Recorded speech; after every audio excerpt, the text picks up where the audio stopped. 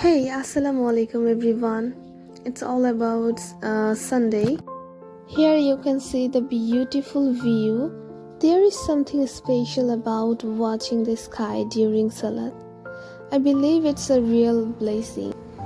After Asr prayers, I was waiting for Maghrib Salah and my siblings. So they are coming to my home. I was desperately waiting for them. Snow always gets excited when he sees birds and hears noises from outside. So এই তো the waiting period is over. ওরা সবাই চলে এসেছে আমাদের বাসায়. And this is my second cup of tea that I'm enjoying with my sister. And এই যে আমার জা, আমার বোন, ভাই, আমরা অনেক গল্প করেছি আর আমার ননদ ভার্সিটি থেকে এসে ঘুমিয়েছিল, সো ও ঘুম থেকে উঠে আমাদেরকে জয়েন করেছে।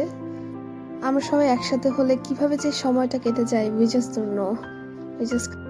ওকে আগেই বলে রাখি আমার জার চুল অনেক বড়, সো কেউ নজর দিবেন না। দেন আমি কিছু সোলো পোজ দিয়ে চলে গেলাম দেখতে মা আর ছেলে কি করছে। সো তারা গল্প করছিল and I think our cat Snow is stealing the spotlight. Just look at him. He is enjoying all the adoration. কয়েকদিন পর আমার মামার বিয়ে গ্রামের বাড়িতে হবে, তাই আমি কি আউটফিট নিব না নিব সেগুলো ট্রায়াল দিচ্ছিলাম। আমি একাই যাচ্ছি, they couldn't go for some reason. After dinner I made dumplings for everyone.